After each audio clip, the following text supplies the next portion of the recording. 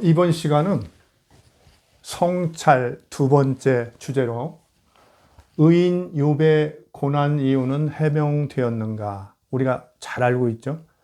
기독교인이면 뭐 욥을 모르는 사람 없을 거고, 기독교인이 아니더라도 그 문학이나 이런데 그런 관심 있는 분들은 다 알죠. 아주 그 고난을 당한 그 하나님 앞에서 아주 의로운 사람인데도 고난을 당해서 크게 엿본 사람이죠. 재산도 다 잃고 자녀들도 다 잃고 또 아주 심한 그 피부병에 걸려서 정말 기왓장으로 몸을 긁어야 하는 정도의 그런 아주 험난한 고난을 당했던 사람.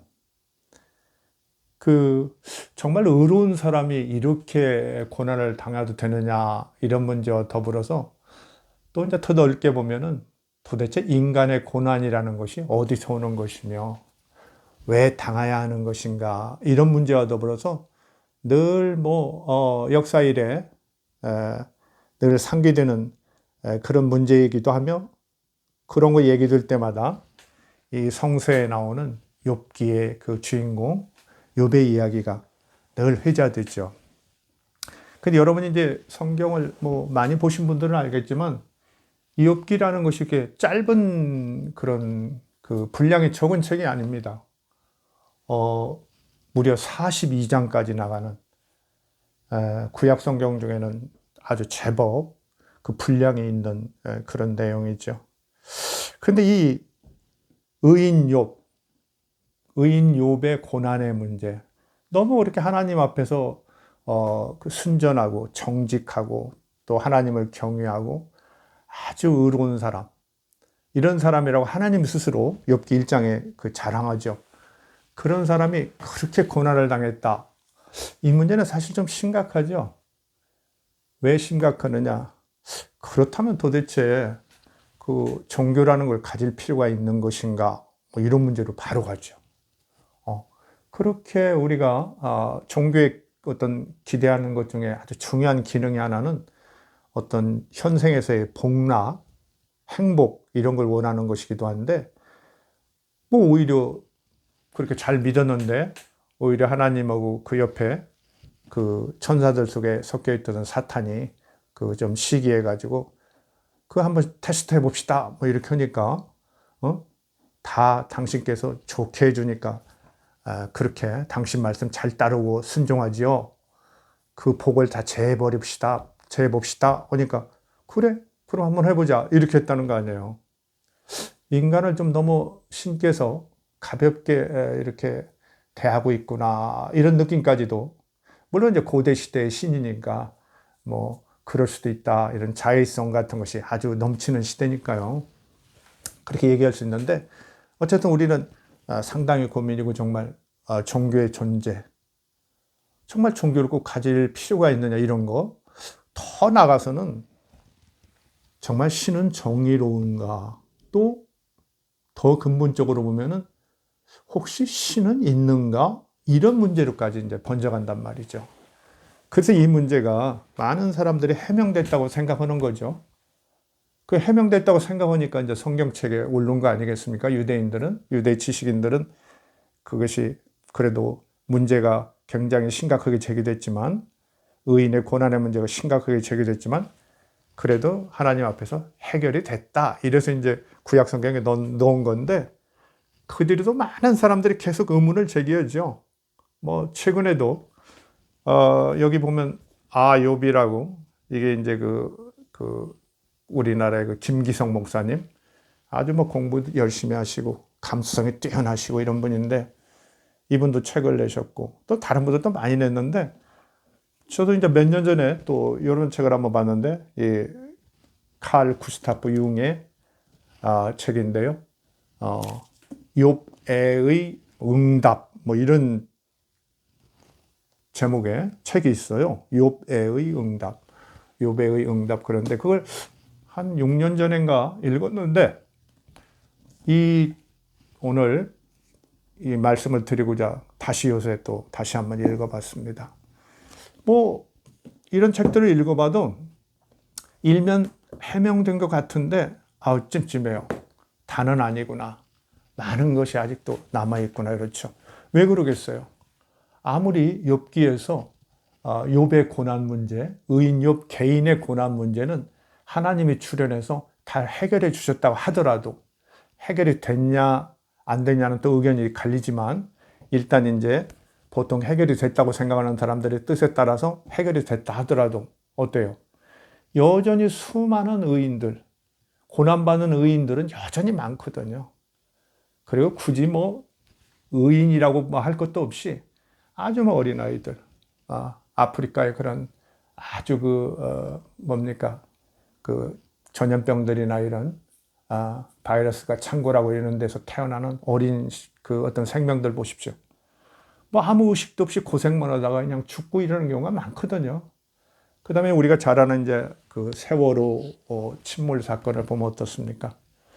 그 안에는 정말 뭐 윤리적으로도 착한 그런 아이들이나 어른들이 얼마나 많았겠으며, 뭐 종교적으로 볼 때도 그렇죠.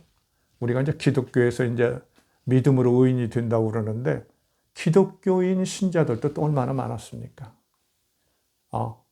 그런 사람들을 생각해 보면 정말 여전히 이 의인의 고난 문제, 이것은 신 앞에 우리가 물을 수밖에 없다, 이런 거죠. 신 앞에 물을 수밖에 없습니다. 오늘날 우리가 이제 기독교가 뭐 다른 종교도 그렇지만 위기에 좀 처해 있고 흔들리고 있고, 특히 이제 신의 문제가 요새 많이 좀 도전을 받고 있잖아요. 무신론들이 흥성하고 이제 과학이 이제 그렇게 극도로 발전하고 이러면서 신의 문제가 아주 지금 심각하게 제기되고 있죠. 뭐 요새 우리가 잘 아는 또 그 코로나 바이러스를 이렇게 생각해 보면 어때요?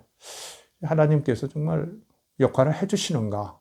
의문이 당연히 따르죠. 그래서 우리가 이 시간에는 정말 의인 욥의 고난의 이유는 해명되었나 이런 걸 통해서 그런 우리가 이제 종교나 그 신에 관해서 가질 수 있는 근본적인 이유들까지 한번 깊이 같이 성찰해보는 그런 시간을 가져보겠습니다. 좀 마음을 여시고요. 너무 이렇게 옹호하려고 할 필요도 없고요. 누차 말씀드리지만 저는 너무 그렇게 전능하신 절대적인 신을 옹호하려고 애타는 사람들 보면 참 안타까워요. 자기 주제를 모르는 것 같기도 하고요. 그렇죠? 어떻게 우리가 절대 전능한 그런 신을 그렇게 옹호를 합니까? 신께서 우리를 변호하고 옹호하고 막아주셔야죠. 그렇죠? 그래서 그런 마음을 좀 탁 열고, 이거야말로 회개죠, 사실. 마음을 좀 돌이키고, 적극적으로 한번 생각해보는 이런 시간을 가졌으면 합니다. 성경 욥기의 구성은요, 아까 그랬죠, 42장까지 있는 아주 제법 규모가 있는 성서다. 그런데 머릿말은 1, 2장입니다. 이제 하나님이 이제 그 하늘에서 자기의 아들들, 천사들을 이제 아들이라고 그러거든요. 그 천사들을 모아놓고 하는데 그때 그 중에 이제 사탄도 이제 들어가 있다는 거죠. 그때 사탄은 그렇게 적극적인 악마는 아니에요. 하나님하고 막 대항하는 악마는 아니고 약간 좀 삐딱하고 문제를 일으키는 그런 역할을 하는 그런 존재죠. 모였다는 거예요. 그래서 하나님께서 그 사단에게 너 세상 돌아다니면서 이제 살펴보았느냐 그러면서 욥을 보았느냐 그러면서 욥을 자랑했다는 거죠. 그래가지고 이제 사탄이 그럼 테스트 한번 해보시죠. 진짜 그 사람이 의인인지라고 이런 얘기들이 이제 머릿말에 있는 거죠. 그래가지고 이제 시험을 합니다. 그래, 시험을 해라. 그러나 이제 그 목숨을 상하게나 이렇게 하지 말라고 하면서 이제 시험을 해서 어때요? 뭐 갑자기 이방 민족들이 쳐들어와서 만두도 더 되는, 만 마리도 더 되는 그런 많은 가축들 이런 걸 막 뺏어가고, 그렇죠? 몇 차례 그렇게 뺏어가죠. 이 민족들이 와서. 그 다음에는 또 어떻습니까? 갑자기 그냥 돌풍이 불어가지고 그 칠남 삼녀라고 그러죠. 욥의 자녀들이 잔치하는데 거기서 집이 무너져 버려서 자녀들이 다 죽죠. 그래도 욥은 이제 그 하나님 앞에 신앙을 지키고 하나님께서 주셨으니까 하나님께서 가져간들 뭐 어쩌리 막 이러고 아주 멋진 말을 하고 그러죠. 그러니까 아내는 아유 그러지 말고 욕하고 죽으라고 막 그런 얘기 나오는 거 아닙니까? 근데 어때요? 욥은 여전히 신앙을 지키니까 하나님께서 봐라, 욥이 얼마나 대단하냐 막 이렇게 나오죠. 그러니까 이제 또 사단이 아이고 그러면 그 몸을 한번 상하게 해봅시다. 건강을 상하게 하면 진짜 알 수 있습니다. 그래서 좋다. 죽이지만 말고 생명만 건드리지 말고 테스트 해보자. 그래서 해봐라. 그래가지고 이렇게 피부병을 줘가지고 아주 참 죽을 지경이죠. 그런 이야기들이 이제 거기 나와 있는 겁니다. 머릿말에. 그런데 머릿말은 산문체로 돼 있어요. 그냥 일반적인 산문체. 그러면서 이제 중간에 이 욥하고 새 친구들, 욥을 위로해서 이제 찾아온 새 친구들이 찾아와서 이제 욥하고 막 일주일 막 위로하면서 울고 그러죠. 그러면서 이제 욥하고 이제 대화가 시작돼서 대화하는 내용이 아주 길게 나옵니다. 그래서 이제 보면 욥의 독백, 자기 신세 한탄이 나오고, 그 다음에는 새 친구와의 대화가 나오는데 바로 엘리바스하고 빌닷하고 소발이라는 사람인데요. 이 새 친구들에게 돌아가면서 대화를 합니다. 대화를 주고받고 해요. 이거 세 차례나 반복해요. 그래서 이게 이제 4장에서 28장까지 있죠. 마지막에 가면 이제 친구들하고 하도 얘기를 하다 보니까 요 소발이라는 마지막 사람하고는 세 번째 대화는 없어요. 서로 이야기가 끝난 거죠. 이 사람들은 와서 뭐 하냐?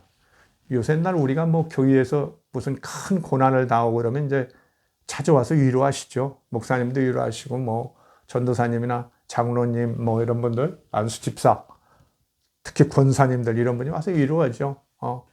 뭐, 고난도 다 하나님께서 축복을 주시려고 그러는 겁니다. 당신을 연단하려고 그럽니다. 참고 잘 이겨내십시오. 신앙 잘 지키십시오. 뭐, 이런 얘기 하는 거죠. 똑같이 그런 얘기 해요. 근데 자꾸 얘기를 하다 보니까 이 사람들이 하는 주로한 얘기가 뭐냐면, 욥 네가 착한 줄 알고 의로운 줄은 아는데 우리도 하나님은 아주 공의로우신 분이다. 아주 정의로우신 분이라서 너한테 그냥 아무 이유 없이 이렇게 고난을 줄 일은 없으니까 혹시 잘 생각해봐라. 막 이런 거 자꾸 얘기하죠. 그러면서 잘 생각해서 회개하고 이래서 다시 복을 받도록 해라 하고 자꾸 얘기해요. 그 욥이 화나요. 욥은 정말 이유 없다고 생각하는데 자꾸 친구들이 위로하면서 이제 서서히 자기를 이제 긁어들이니까 욥이 자꾸 이렇게 좀 뭐랄까요? 더 강성해져요. 도전적으로 되죠. 그래가지고 보면 이제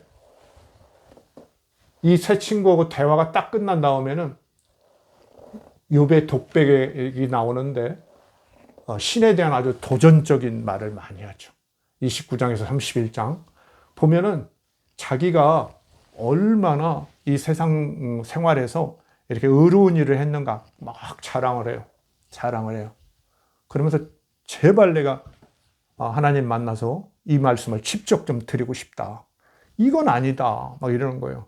왜 그런 거 있죠? 우리가 이제 어린아이들한테 잘 모르고 너 짐작하고 너 거짓말했구나 이러는데 그 아이는 진짜 거짓말 안 하는 경우가 있죠.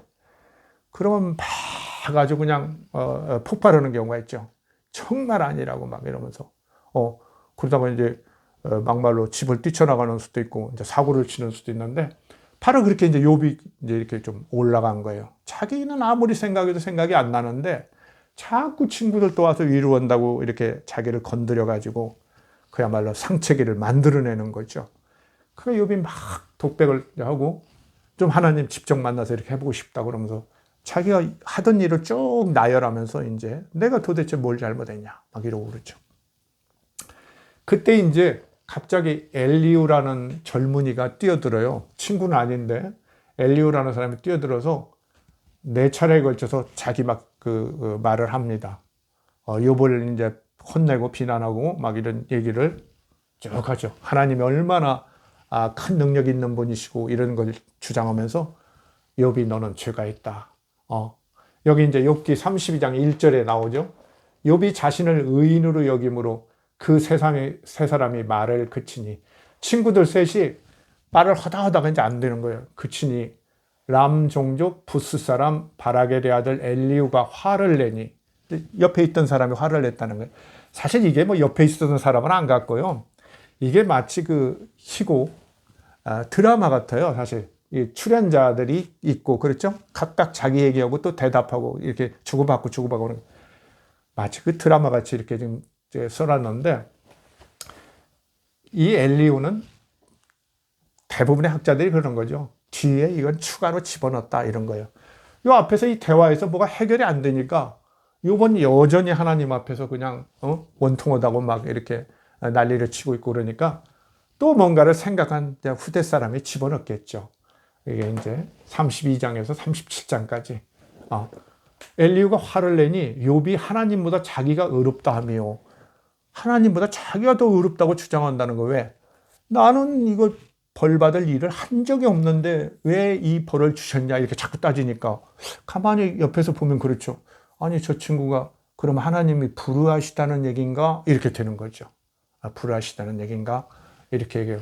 여기 그 아까 말씀드린 그 칼 구스타프 융의 욥의 응답이라는 책을 보면은 아주 참 그 재미있는 깊이 있는 말을 하는데, 욥기를 보면 하나님은 자기가 전능하다는 것을 자주 잊어버리고 있는 것 같다 이런 멘트를 모식하죠. 하나님은 자기가 전능한 존재라는 걸 잊어버리고 있는 것 같다. 뭔가 잘 다 해결해 버리고 욥이 저렇게 애타고 그럴 때 바로바로 응답도 얼마나인데 아무 응답이 없으니까 이렇게 자꾸 길어진다는 거예요. 우리 인간들이 이렇게 길어지죠. 사실 신의 존재에 대해서 얘기해 보세요. 무신론자 만나서, 무신론자하고 유신론자가 만나서 대화하면 어때요? 끝이 없죠. 아주 간단히 끝나는 경우도 있고, 대개 서로 상대방을 존중해서 얘기하기 시작하면 끝이 없어요. 자, 엘리후가 이러고 나오는 거야. 욥이 하나님보다 자기가 의롭다 하며, 그 뒤에는 뭐라고 하냐면 새 친구들이 욥을 그렇게 논박하고 있는데, 공격하고 있는데 거기도 아무 효용 있는 얘기를 못하고 있다. 의미 있는 얘기를 못하고 있다. 그러면서 이제 막 뛰어들어서 엘리후가 막 자기 얘기를 퍼붓죠. 이 새 친구나 엘리후는 다 같이 하나님을 옹호하고, 아무래도 그래도 너한테 죄가 있지 자꾸 이렇게 얘기하는 거예요. 그러니까 얼마나 이제 욥은 더 이렇게 화가 나겠습니까? 그러면서 엘리후의 담론이 끝나면서 야훼 하나님이 이제 폭풍 가운데 등장하십니다. 그러니까 엘리후의 담론이랑은 정말 뒤늦게 그냥 끼워 넣은 것이라는 건 확실해요. 왜냐하면 욥이 그렇게 대답을 않거든요. 엘리후에 대해서는. 그러니까 한번 정리된 뒤에 누가 넣은 거죠. 그래서 이제 이 욥기는 대개 4차례 이상, 그보다 훨씬 더 많이 이런 편집이 있었다. 이렇게 이제 학자들은 보고 있고요. 대개 이것이 형성된 시기는 많은 견해 차이겠지만 대개 기원전 6세기에서 기원전 2세기 사이, 주로 이제 페르시아의 지배하에 있을 때하고, 그 다음에 이제 마케도니아의 그 후예들, 그들이 지배할 때, 그 유대를 지배할 때, 대개 우리가 BC 5 내지 한 2세기 이때다. 이때 페르시아의 지배를 받고, 그 다음에 이제 마케도니아의 후예들, 프톨레마이오스 왕조라지 이집트의, 그 다음에 이제 시리아의 셀레우코스 왕조의 지배를 받는 그런 시절이죠. 그래요? 어때요? 여러분 한번 생각해 보세요. 538년 해방돼 가지고 이제 기원전 538년 해방돼 가지고 이제 돌아오죠. 예루살렘으로 돌아오는데 유대인들이 돌아왔는데 어떻게 돼요? 독립하거나 이런 거 없거든요. 그냥 이방 족속들이 그렇게 괴롭히는 가운데 결국은 페르시아의 이제 식민 어떤 종족으로서 살아가거든요. 식민지로서. 한 200여 년 식민지로 이제 삽니다. 그러니까 어떻겠어요? 막 해방될 때 그렇게 좋고, 정말 하나님께서 페르시아의 고레스 왕을 이렇게 부려가지고 우리 민족을 해방시켰다고 그렇게 좋아했는데 식민지 생활하는 거예요. 꼼짝 못하고. 그 다음에는 또 이제 마케도니아의 알렉산더 대왕이 이제 와가지고 페르시아를 물리치고 차지하잖아요. 그 다음에 이제 이집트하고 시리아 쪽에 두 왕국이 서는데, 그 사람들이 이제 마케도니아 후예들이죠. 장군들이 이제 지배자가 다스리는데 아주 그렇게 유쾌하지는 않죠.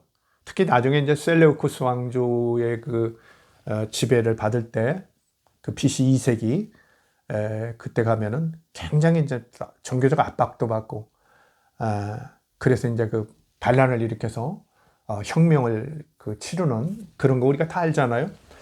그 상황을 보면 어때요?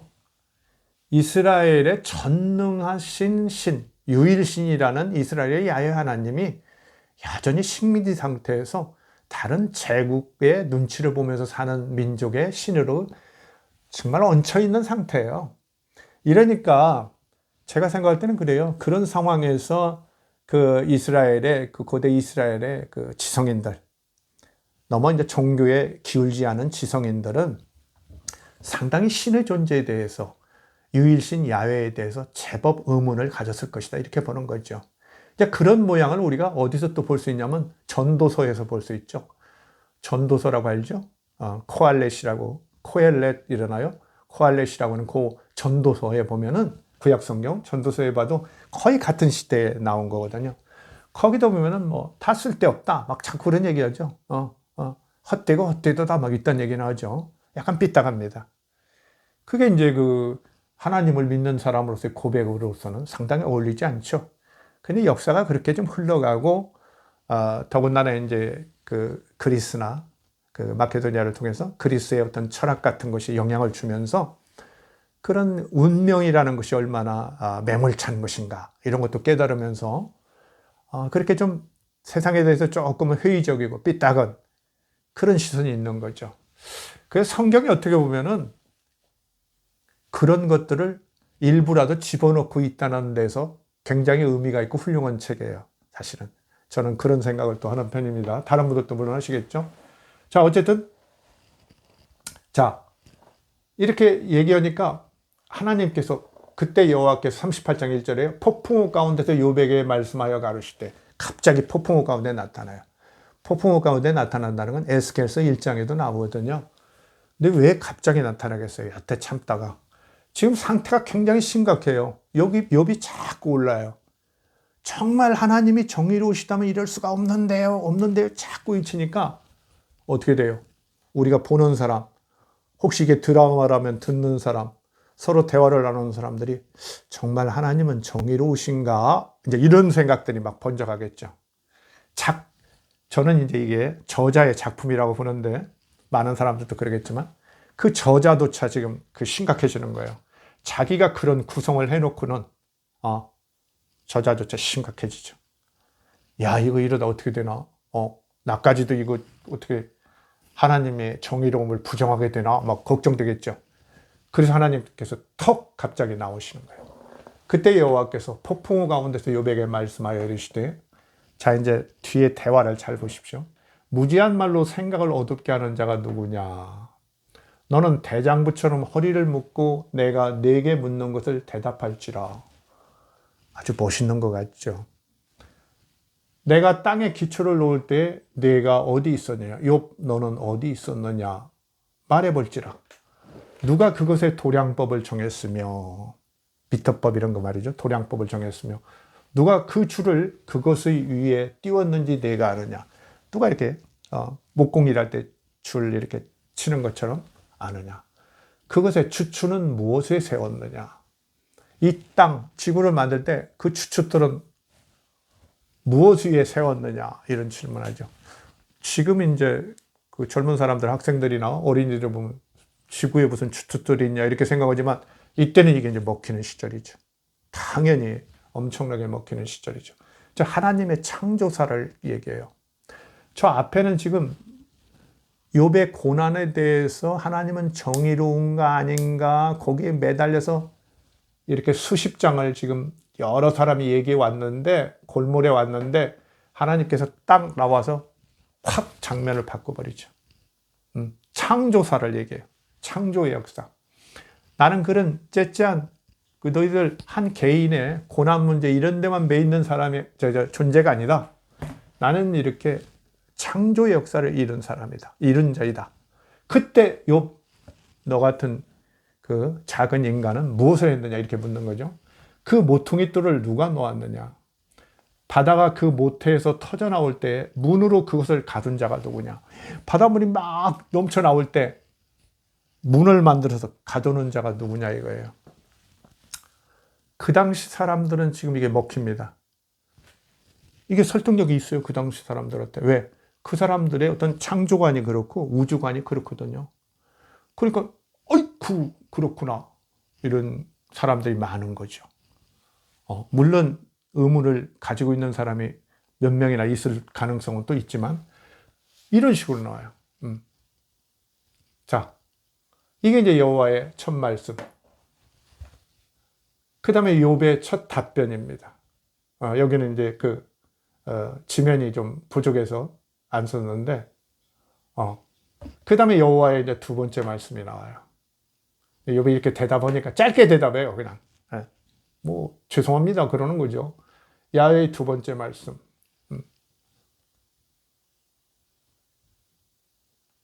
자, 이 첫 번째 말씀에 여기 또 일부가 있네요. 아니야, 그거 아니군요. 제가 잘못 봤습니다.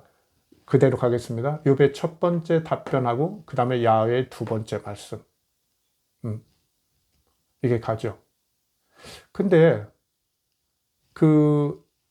여기 욥기 40장 1절 40장을 한번 다시 여기 보십시오. 야훼의 두 번째 말씀이 이제 이렇게 계속되는데 그 앞 단계를 보면 여호와께서 또 욥에게 일러 말씀하시되, 이제 한 번 대화가 끝났고 이렇게 또 말씀하셔요. 트집 잡는 자가 전능자와 다투겠느냐. 욥은 이제 트집 잡는 자로 얘기가 되어 있어요.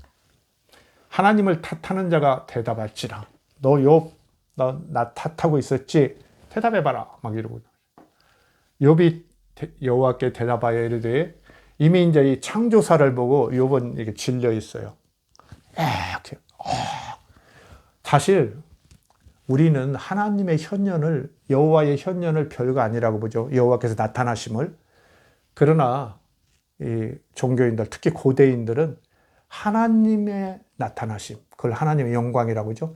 하나님의 영광의 나타나심이면 모든 것들을 다 그냥 끝내는 거예요. 아브라함도 그 앞에서 그냥 저는 티끌입니다 이러고, 그죠? 모세도 그 앞에 쓰러지고, 그죠? 에스겔도 그 앞에서 막 부복하고 그랬죠. 이런 것처럼 사실 하나님께서 나타나셨다면, 진짜 나타나셨다면 어때요? 대단한 얘기, 이건 말할 수 없는 얘기죠. 앞에 물어보고 그런 건 아무 사실 뭐 별 가치도 의미도 별로 없는 거죠. 진짜 하나님께서 나타나셨다면. 그러면 하나님께서 나타나셨습니까? 안 나타나셨습니까?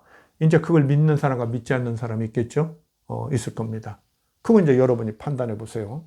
저는 오히려 이제 작품적인 성격이 강하다고 보니까 이건 욥기 저자의 글이었을 것이다. 이런 쪽에 더 무게를 둡니다.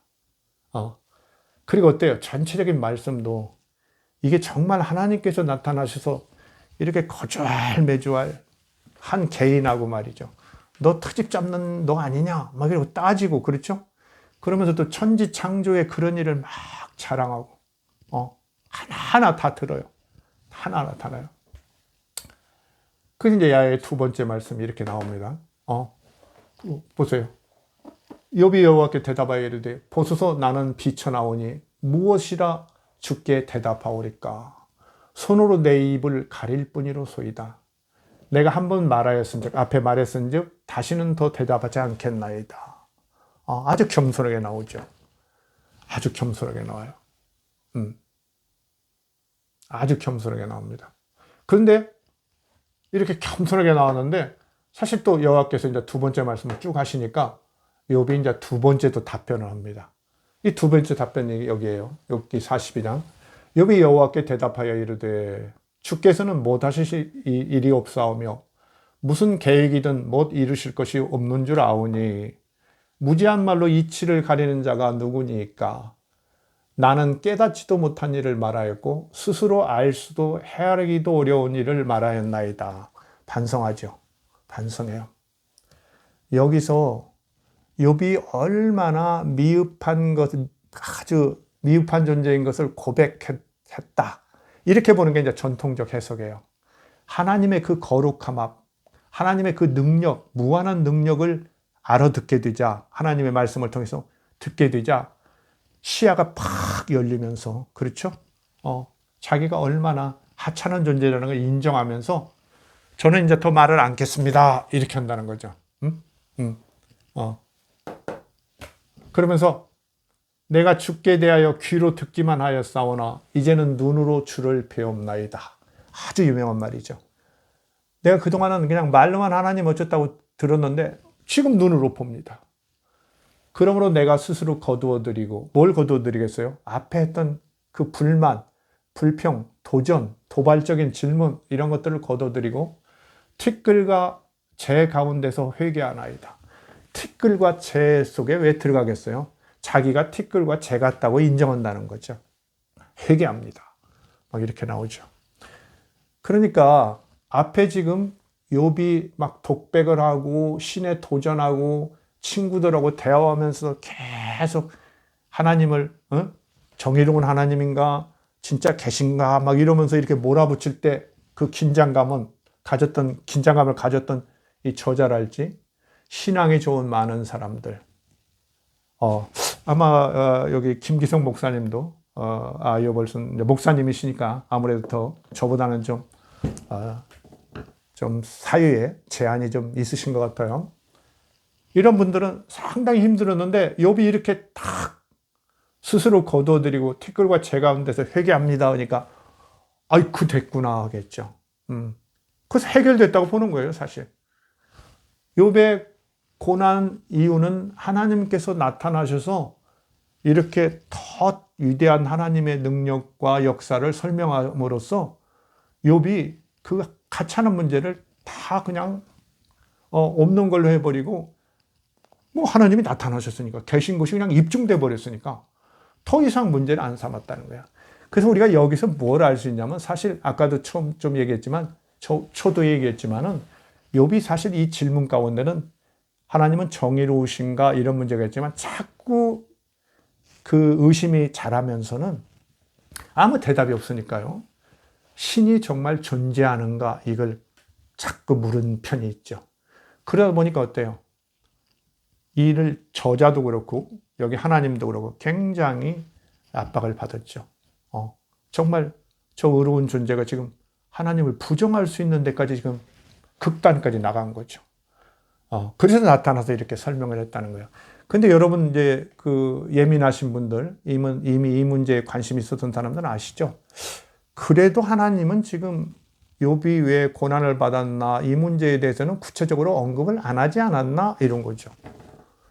당연히 많은 사람들이 여전히 그 의문은 가지고 있죠. 정말 해명되었나? 나중에라도 혹시 얘기였나? 혹시 욥한테 사과라도 했나? 그런데 하나님이 사과할 수는 없겠죠. 이 고대의 신관에서는. 그렇죠. 하나님을 경외하는 것이 지식의 근본이라고 하는 시대인데 어떻게 하나님께서 욥한테 사과를 하겠어요? 고대인들의 사유 방식에는 그런 건 없다는 거죠. 그게 여전히 좀 문제가 좀 남아있는 거예요. 보세요. 그런데 이제 여기 보면은 여호와께서 욥에게 말씀을 하신 후에 대만 사람 엘리바스에게 이르시되 그 친구, 제 친구 첫 번째 친구 내가 너와 내 두 친구에게 노하노니 노한대요. 엘리바스와 빌닷과 소발에게 그 사람들은 하나님 편에 들어서 막 욥한테 회개하라고 더 반성을 꺾는지 생각해보라고 너 그러면 안 돼 막 이러면서 충고하고 이렇게 신앙을 지켜주려고 노력했는데 엘리바스에게 하나님께서 내가 너와 내 두 친구에게 노한다. 엘리후는 이제 나중에 끼어드는 걸 확실히 알 수 있죠. 언급도 안 해요. 이는 너희가 나를 가리켜 말한 것이 내 종 욥의 말같이 옳지 못함이라. 놀랍죠. 그 욥이 옳다는 얘기를 지금 선언해요. 그렇죠. 너희들이 옆에서 자꾸 얘기하고 뭐 훈수두고 신앙적 충고를 했는데 너희들은 옳지 않아. 욥이 옳아. 막 이렇게 판정을 해버렸어요. 여기서도 약간 여러분이 좀 흔들릴 거예요.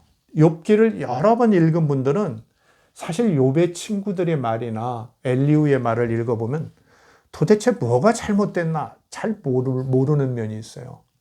왜 그러냐면 나름의 이 사람들은 자기들이 알고 있는 지식, 저자가 갖고 있는 지식이겠죠. 사실은 그걸 최대한 발휘해서 뭔가 욥과 하나님의 관계를 회복시키려고 굉장히 노력해요. 충고를 해요. 근데 욥은 아니라는 거예요. 왜? 아니니까. 욥은 그런 일이 없다는 거죠. 근데 이제 새 친구들은 자기들이 배운 대로 그야말로 그 종교적 지도자한테 배운 대로 그렇게 하는 거죠. 그래도 공의로운 하나님께서, 정의로운 하나님께서 처벌할 때는 뭔가 인간 쪽에 문제가 있는 거다. 그러니까 뭔가 반성해라. 심지어 너의 태도가 문제일 수도 있다. 뭐 이런 것도 나오는 거죠. 자꾸 얘기하는 거예요. 근데 결정적으로 하나님께서는 너희들 세 친구가 잘못이다. 옳지 않다. 욥의 말이 옳다. 그러면서 사실 너희들 세 친구에게 노했다고 그랬어요. 이래서 욥기가 어려운 거예요, 사실. 그렇죠? 뭐 노할 것이나 있나. 그렇죠? 옆에서 좀 친구 잘 되라고 이렇게 했는데 하나님께서 노하시다니 이렇게. 물론 뭐 설명을 할 수는 있어요. 그 내용을 읽다 보면 정말 욥을 처음에는 위하고 막 같이 막 아파하고 하다가 점차 서로 이제 논쟁이 이제 심화되니까 약간 좀 욥을 쉽게 말하면 정말 의롭지 않은 사람으로 보면서 공격하는 그런 내용들이 자꾸 나오죠. 우리도 그렇죠. 사실 남의 어떤 실존적인 고난이나 아픔, 아주 극도의 고난 이런 거에 너무 끼어드는 건 사실 문제일 때가 많아요. 우리가 살아보면 알죠. 왜? 정말 느끼는 당사자의 그 아픔을 우리가 아무리 옆에서 같이 한다고 해도 한계가 있어요. 사실 그런 때는 그냥 적당히 같이 있어주거나, 그렇죠? 이렇게 아무 말 않고 옆에서 그냥 있어주는 거.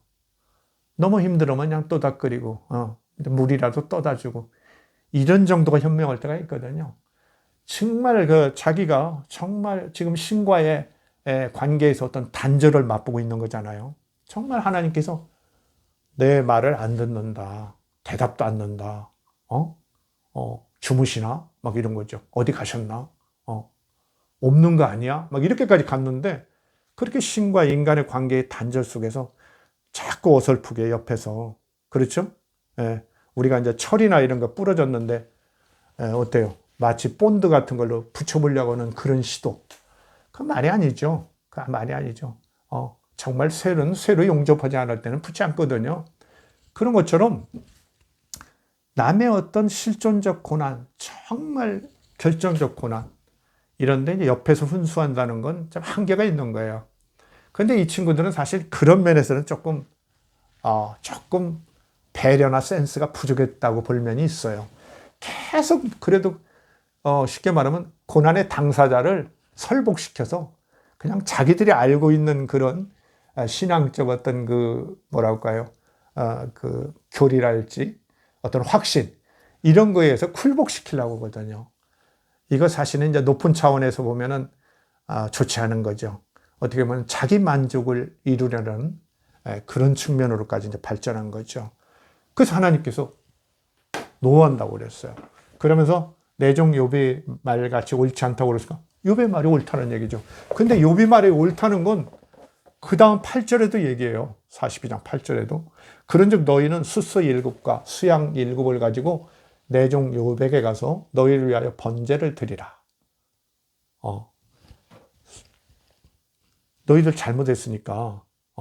근데 이제 용서한다는 거죠. 내 종 욥이 너희를 위하여 기도할 것인즉 나도 용서하리라. 그런 내용이 나와요. 그러면서 너희가 나를 가리켜 말한 것이 내 종 욥의 말같이 옳지 못함이라. 다시 또 반복해요. 너희 말은 옳지 않아. 욥이 오라. 막 이렇게 얘기했죠. 자, 하나님께서 이렇게 친구들까지 용서해 줬어요. 친구들까지. 수수 7과 수양 7을 가지고 가서 번제 드리면 너희들 죄까지 다 용서해 준다. 그래서 다 용서해 줘요. 그리고 그 다음은 뭐예요? 맺은 말들이 나오죠. 맺은 말들이 나와요. 하나님께서 이제 다 막 회복을 시켜주죠. 회복을 시켜주는. 여기 지금 이미 시작된대요. 여기서부터 이미 시작됐죠. 시작됐죠. 회복을 시켜줘요. 그 나중에는 어떻게 돼요? 그 욥이 가지고 있던 짐승 10,000마리 정도 되는데 몇천 마리 더 주셔요. 그래 더 주시고 그 다음에는 이제 원래 7남 3녀인데 원래 다시 7남 3녀를 줘요. 자식을.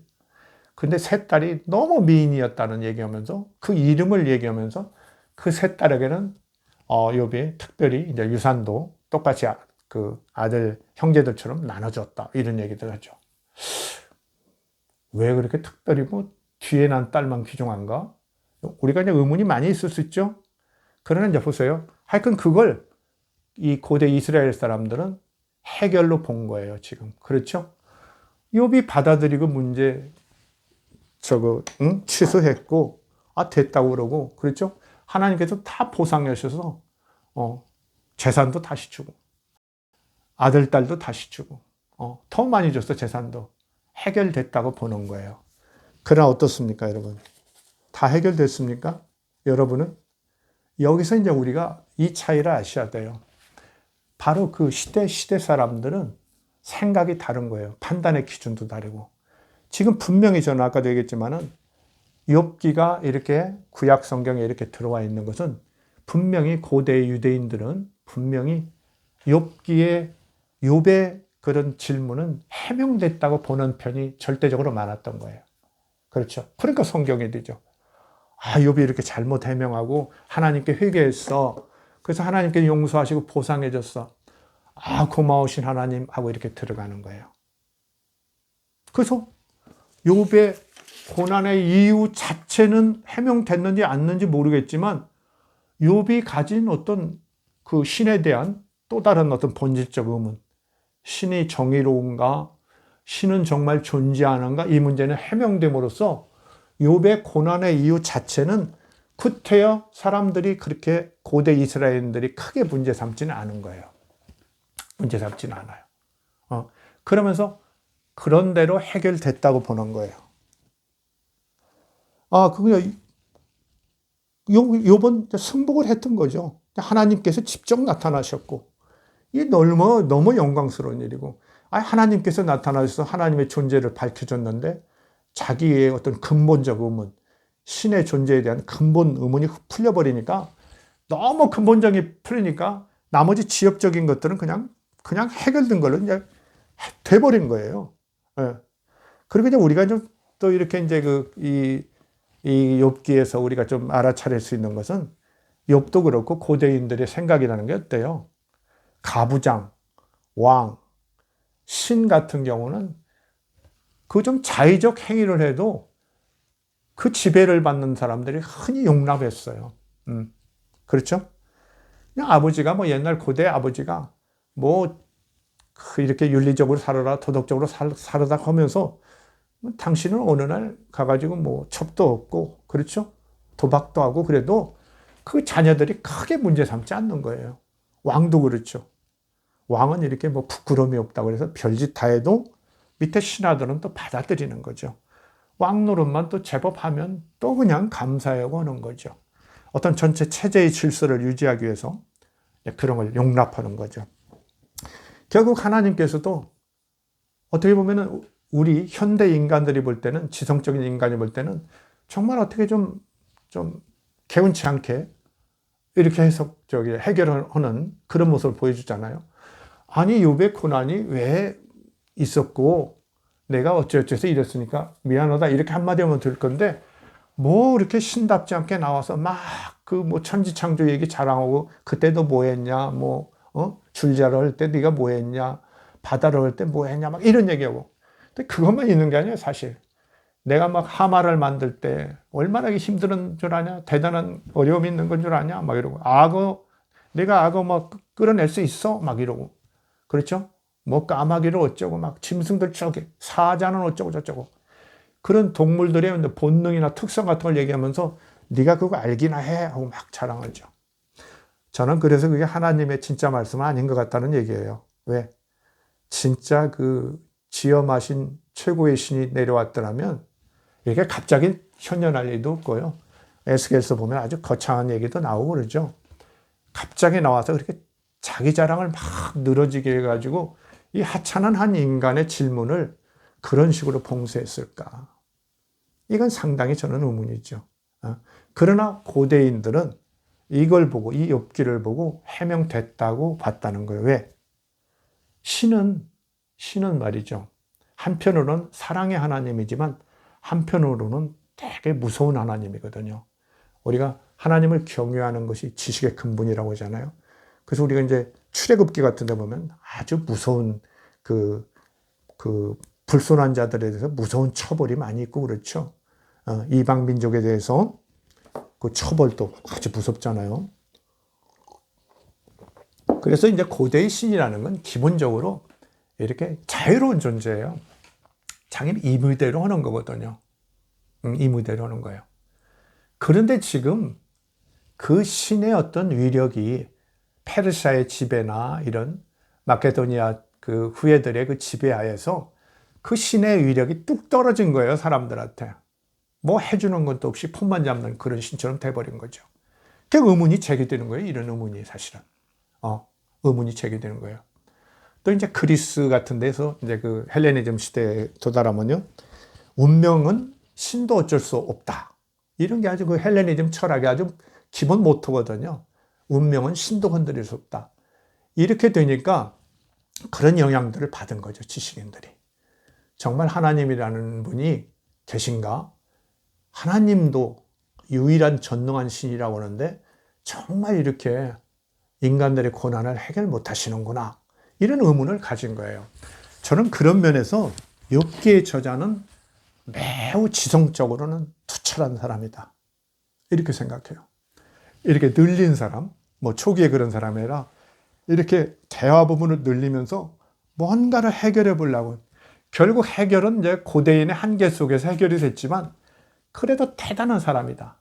뭔가 신에 대해서 직접 질문을 해본 사람이다. 그렇죠? 주님, 하나님, 당신은 운명을 컨트롤할 수 있는 겁니까? 이렇게 지금 물어보는 거죠. 했습니까? 하고 물어보는 거죠. 그러면서 또 내밀하게는 또 어때요? 정말 유일한 전능한 신이 있는 것인지 그 의문을 담고 있는 거예요.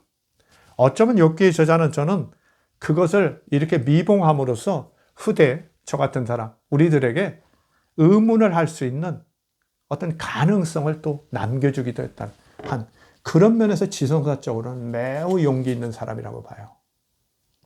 매우 용기 있는 사람. 그러면서 이제 의미 있게 생각하는, 아까 제가 얘기했죠. 욥의 친구들이 아니라 욥을 옳다고 했다. 정말 하나님이 그렇게 말씀하셨다면 너무 감사한 거죠. 자기한테 의심을 갖고 당신의 존재, 신의 존재를 묻는 사람에게 그렇게 내가 옳다 얘기했다는 건 너무 고마운 얘기예요. 그런 하나님을 믿고 싶습니다, 저는. 그런데 만약에 이게 욥기 저자의 말이라면, 인식이라면 말이죠. 욥기 저자가 인식했다면 어떨까요?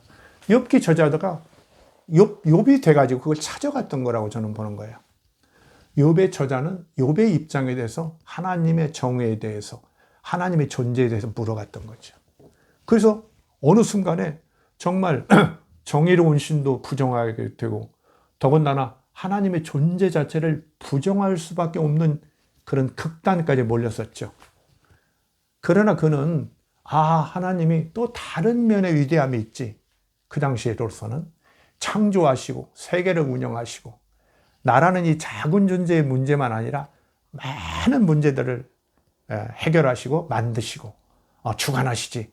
이런 새로운 큰 인식을 받아들임으로써 아마 이분은 이제 해결을 본 것 같아요. 해결을 본 것 같아요. 그러면서도 놀라운 건 아까 얘기했죠. 정말 욥의 친구가 옳은 게 아니라 욥이 옳다. 귀로만 듣던 그런 자들, 귀로만 들어서 알고 아는 체하고 남한테 훈수 들고 그러는 사람들. 우리 대부분의 신앙인들이 그렇죠. 귀로만 들었죠. 그 이제 전해 듣는 말씀이 진짜 고차원인 것인지 엉터리인지 몰라요. 목사님들 중에 수준 차이가 너무 많은 거 알고 있죠. 뭐 신분이 뭐 어쩐지 모르겠습니다만은 목사님들의 수준 차이라는 건 정말 별의별 차이가 많죠. 그 좋은 목사님들 만나야 돼요. 그 엉터리 목사님 계신 데는 어서 나와야 돼요. 그런 교회 다니면 안 돼요. 정말 진중한 그런 분들이 있어요. 찾아보고요. 찾아봐야 합니다. 고민하는 분들, 아주 그 궁구하는 분들, 정말 신의 존재에 대해서 물어보면서 쫓아가는 분들. 근데 저 같은 사람들은 이제 목사는 아니지만 이제 그런 역사학자로서 그런 일을 한 거죠. 신의 존재에 물어본 거죠. 구체적으로 자꾸 물어본 거죠. 그 너무 힘들었어요, 중간에. 여러분들은 제가 뭐 쉽게 좋은 학력도 갖고 그러니까 뭐 머리 좋은 사람이라 쉽게 이해했겠지 이런 생각하실지 모르지만 그렇지 않아요. 저도 뭐 여러 막 병도 왔고요. 이도 아파서 막 이도 빼고 그런 고민을 했죠. 정말 우리가 본질적인 문제라는 건 그냥 대답이 안 오죠. 옆에서 아는 사람들이 아니라 귀로 듣기만 하는 것이 아니라 눈으로 본 사람. 내가 죽게 되어 귀로 듣기만 해서는 이제는 눈으로 주를 배웁니다. 눈으로 배운 사람. 쉽게 말하면 제가 바꿔보면 정말 문제 그 자체에 직면해서 대항한 사람. 그렇죠. 하나님의 존재를 묻고 하나님 앞에 끝없이 대답할 것을 압박한 사람. 신의 존재 앞에 계속 질문하고 맞선 사람. 그 사람에게 결국 물론 저는 욥기 저자의 글이라고 생각하지만 그 사람도 고민 끝에 이런 것을 생각하면서 하나님의 그런 현년으로서 이 문제를 해결해내는 거죠.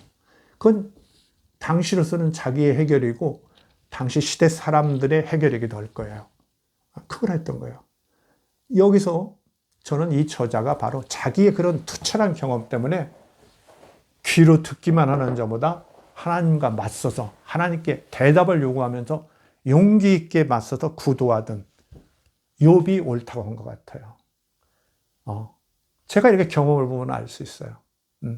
옆에서 구경하고 그냥 남에게 이렇게 충고하고 그냥 약간의 아는 걸로 하던 것과 정말 10년, 10여 년, 10년 이상이네요. 10년 이렇게 정말 수백 권의 책과 논문들, 많은 사색과 고민, 이런 것들을 통해서 정말 신을 자꾸 묻고 그를 압박해 가면서 나중에 만나게 되는 신.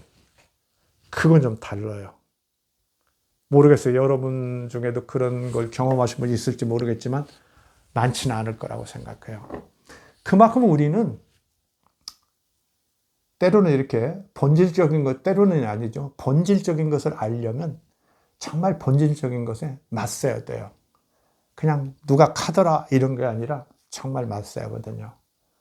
그래서 사실 어떤 분들은 이렇게 이제 댓글 같은 거 봐도 그러는데 제 강의 같은 걸 들으면서도 아마 좀 약간 좀 뭐랄까 신앙적으로 어떤 두려움 같은 거 느끼는 분도 있겠죠.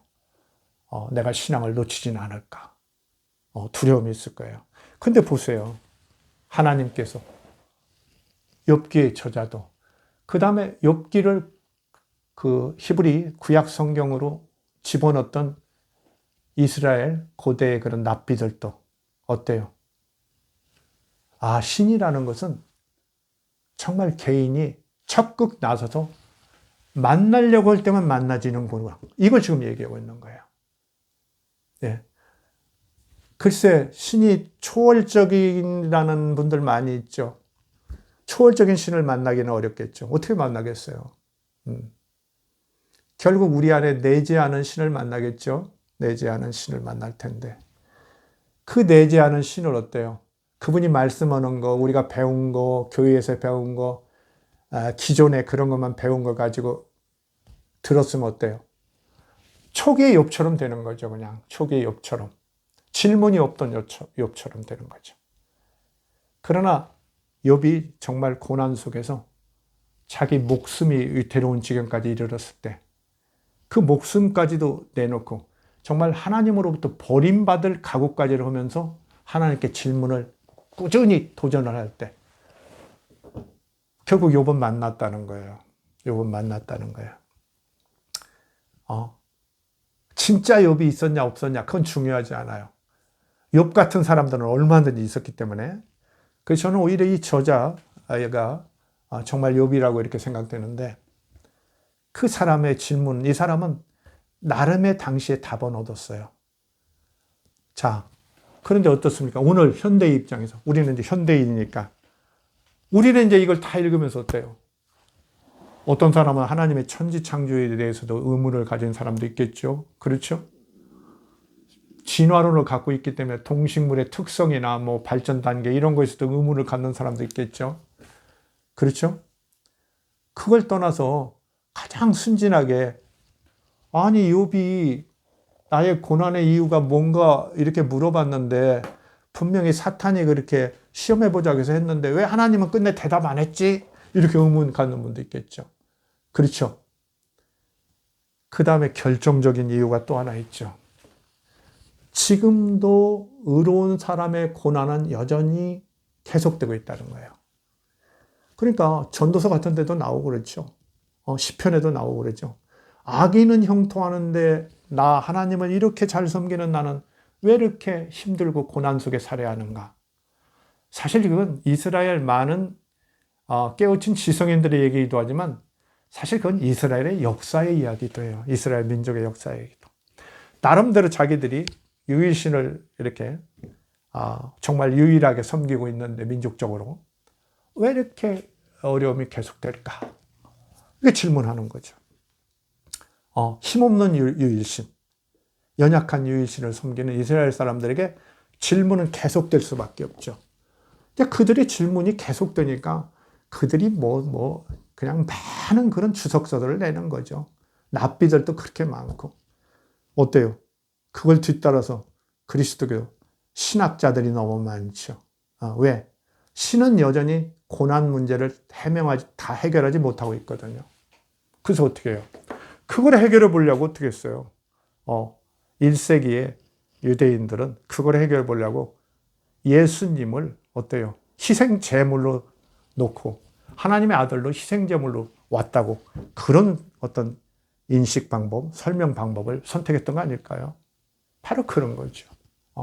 뭔가 그냥 전통적 유대의 야훼신, 너무 약화된 그런 주님은 그대로 이제 지속할 수 없는 거죠. 그럼 노마 눈치도 보야 하고 그렇죠. 그런 어떤 전능하신 하나님은 설득력 없는 거 아니겠어요? 그래서 뭔가 신의 갱신을 필요했겠죠. 그래서 그 하나님의 아들이 희생됨으로써 죄의 문제를 해결했다는 어떤 논리, 이런 것도 생각했겠죠. 자, 우리 이렇게 좀 큰 성찰을 해보면 정말 신과 우리의 관계라는 것이 결국은 나의 질문이다. 나의 질문이다. 그러면서 동시에 우리 인간들의 질문이다. 그것은 질문하는 자에게만, 맞서서 질문하는 자에게만 그래도 대답의 가능성이 제기된다. 이런 정도의 교훈을 얻을 수 있다고 생각합니다. 우리가 그 욥기에서 얻을 수 있는 어떤 교훈, 이것은 매우 소중한 면이 있다고 생각합니다. 이상 마치겠습니다. 감사합니다.